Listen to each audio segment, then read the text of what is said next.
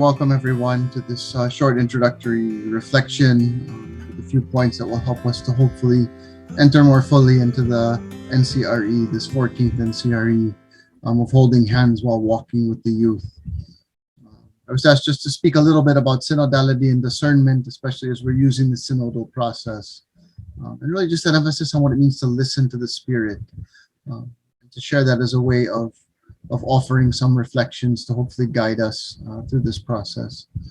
For those that don't know me, my name is Michael Liberatore. I'm a faculty member in the Theology Department at the Ateneo, and also a member of the Christian Life community in the Philippines, which is a lay discerning Ignatian apostolic community. And so I'd just like to share a few things that have informed our way of life and our way of proceeding, and that I think might be helpful in trying to understand what the synodal process is and how it may help in terms of participating in the NCRE as we listen, as we accompany and we empower young people. And one of the things that I think is significant, the heart of the synodal experience, from the vademecum leading up to the synod, makes the statement that the heart of the synodal experience is listening to God through listening to one another, inspired by the Word of God. We listen to each other in order to better hear the voice of Holy Spirit speaking in our world today. And I think that emphasis there on listening to one another, to be able to hear the voice of the Spirit, is an essential part of this. In a sense, I think what we're being asked to do is to discern spirits. And so maybe just to break down a little bit of this for us today and to invite us to enter more deeply into this NCRE experience that we'll have. We think about this idea of discernment, the etymology, the root of the word really comes from the Greek diakrisis or diakraimen, which becomes in Latin discernere, which really has this idea of sieving or of sifting, of separating, of distinguishing one object from another. So being able to make a separation. We often use it in kind of regular to talk about somebody with a discerning palate. They're able to pick up different flavors, different tastes that come in, to be able to distinguish between them in a particular way. So to discern is really to go through a process to be able to see what differentiates things, to find out what's happening within them, to be able to make a determination, to be able to make a decision, to be able to see more deeply into really what are competing goods, to be able to decide what's really there. We can think about this in the context of the NCRE as we begin to listen to stories from young people as they approach this from very different realities. We begin to wonder exactly what it is that the Spirit is saying to us about those experiences, about those encounters. How do we make a distinction and begin to see what's happening within them and see what's happening around them? I think we get an idea of this with the disciples on the road to Emmaus. As Jesus is opening the scriptures to them, of course, they do not recognize him walking among them.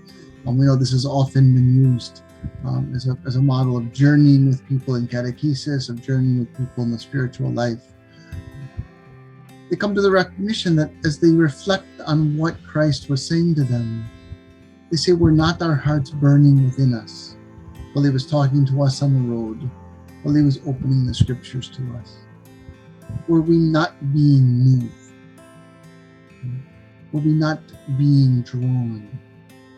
I think that hearts burning within us is really an important part of this discernment process. It's not just simply what was he saying, ano sinabi ni Jesus. What was moving within me as I heard that? How did it draw me more deeply into what the truth of this situation was, the truth of this encounter was? As they become aware of their hearts burning, they become convinced that God had touched their lives. Now, it's striking to me how they're running away from Jerusalem. They're trying to get as far away as possible. They have this encounter, and immediately that same very hour in the evening, amidst the danger of traveling on the road, they immediately return to Jerusalem, to return to the others. In a way, there's a certain sensitivity to their interior feelings, their interior movements. It opens them up to see the Lord's presence, to see the Lord's action in the events of what happened that day. and to be able to know what choice they have to make, to return to Jerusalem, to return to their brothers and sisters, to be able to return to the other disciples and the followers of Christ, to share that they've encountered the risen Lord, to share that they have seen him, and to begin to continue the process of understanding what that means for them in their lives. And so when we talk about this idea of discernment of spirits, and I think part of what we're being invited to do is as we listen, we recognize there's interior moods, feelings, urges, movements, spirits that have to be sifted out so that we can recognize the Lord's call to us within this intimate core of our being. I think sometimes we can jump to the conclusion that there's a feeling, we make a judgment, and then we think there's an action. And rather than dialoguing with that movement and allowing that movement to lead us into our interior consciousness, we shut it down. We push it away.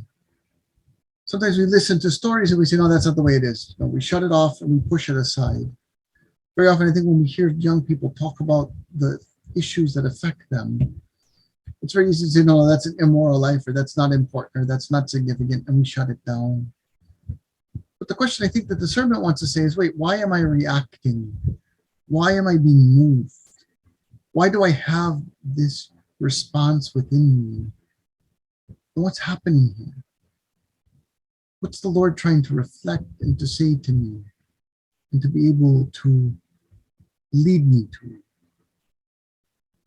And so what's really important is that when we talk about discernment of spirits, the question is, what's the spirit that's moving us? Is there a more authentic spirit? Is the good spirit moving? Or is the enemy of human nature? Is the devil trying to draw us away from what the Lord would like us to hear? Is he turning us inward, pushing us away from what we should be hearing? And so when we talk about discernment of spirits, we're really talking about sifting, examining, as we said, our experiences, but also paying attention to the interior and the affective responses. What's happening and how am I responding to it? How am I moved by it? How am I affected by it? What does it say to me? When I hear the struggles, am I moved with compassion, with pity, with anger, with frustration? And to be moved with pity or anger or frustration or compassion is not in and of itself a good or a bad thing. It is the movement. What's pushing it? What's behind it? What's the spirit that's moving around it? And so that's why when we talk about these movements, don't for St. Ignatius, kind of the great spiritual master of discernment of spirits, one of the things he points out is the movement between the good spirit and the evil spirit. And he highlights the fact that when we talk about the good spirit, it really gives us courage, it gives us strength, it gives us consolations. In some cases, it gives us tears because it allows us to feel sorrow. It allows us to feel sad for what's happened. It allows us to take responsibility. Also, it's often that allows us to find peace. But it allows us to move through obstacles, removes in many cases those obstacles, so the soul can go forward in doing good. It draws us out of ourselves. David Lonsdale, the Jesuit spiritual director, says that feelings of consolation are directed towards growth, creativity, and a genuine fullness of life and love, and that they draw us to a fuller, effective, generous love of God and other people, and to a right love of ourselves. That very often our ability to be present to another, our ability to be with one another in these journeys, emerges really from a spiritual consolation. We know that very often difficult situations that people find themselves in. As we listen to young people, they often have very challenging realities that they deal with, that we also are invited to be present to.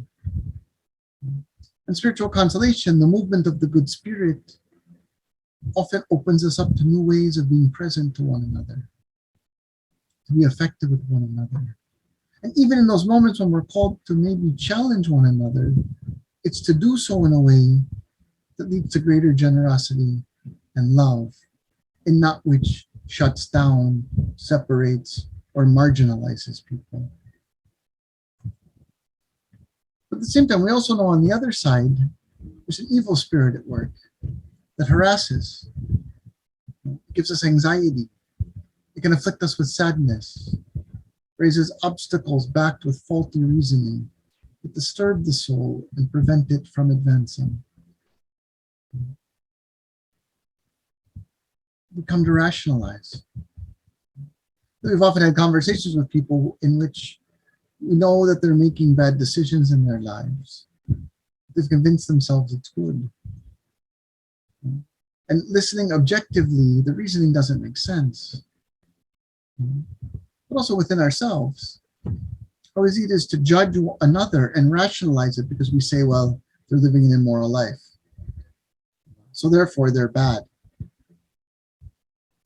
But is that how the Lord treats people? Is that how he responds to people? Is that the witness of the gospel? And so the invitation, I think, in many ways is to say, which direction are we moving in? Is it a movement away from God? Is it a movement away from what's happening around me? Is it one that's taking away faith, hope, and love? Very often in the spiritual life, we begin to struggle with our prayer, and our decision is to now walk away from praying, no longer praying consistently. But actually, does that help us to really move through that difficulty, that desolation? Sometimes we have an easy spiritual desolation, and that we think we have good feelings, but actually we're not really trusting in God. We feel like we have to be God rather than being present to them, journeying with them. Sometimes it's a more difficult spiritual desolation, that we have negative feelings and our relationship with God is deteriorating. I can think about a number of conversations with young people or myself, I've reacted to something they've said. And afterwards, I've realized that that was not very helpful to the relationship. It wasn't very loving. It wasn't very patient with the young people. So this invitation to listen, to be present, is one that says, just because I'm uncomfortable doesn't mean I have to react. Just because there's movements within me that are unnerving, that are unsettling, that create doubt, doesn't mean I have to react based on them immediately. And so that's why when we talk about spiritual consolation and spiritual desolation, it's important that we recognize the presence of the question of the movement that's coming with it. Not just what am I feeling, but what's happening underneath, what's driving it and what's pushing it. And I think this will be an important part as we go through the NCRE, is to constantly be aware of from what direction and in what direction am I being moved. Is it towards greater self, inward, towards greater self-righteousness, greater being convinced that I'm correct, I'm the right, I have all the answers? Or is it a movement towards patience, freedom, generosity, openness, and a willingness to allow myself to be unsettled? Because maybe that's something the Spirit wants to teach me.